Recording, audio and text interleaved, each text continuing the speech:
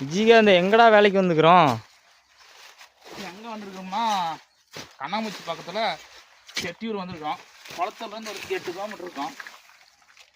வந்திருக்கோம் வேலைக்கு. ஒரு 1000 கட்டை இருக்கு. பார்த்தீங்கன்னா எனக்கு கட்டை எடுக்கிறதுலாம் நல்லா தான் இருக்குது. சரியா, இந்த மண் என்ன மண்ணு தெரில, ஒயிட்டா பிளாக்காக இருக்குது.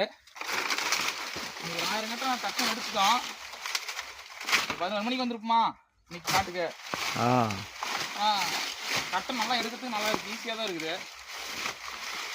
டைப்பும் பிடிக்கல, டக்குன்னு கட்டை வருது. ஆனால் இன்னைக்கு நடவு செய்ய முடியுமான்னு தெரில. இன்னைக்கு செய்யணும். ஏன்னா காட்டுக்காரன் வந்து இன்னைக்கு வந்து பிடிங்க 1000 கட்டை நடவு செஞ்சு கொடுத்துட்டு தான் போகணும்னு சொல்லியிருக்காங்க. பார்ப்போம்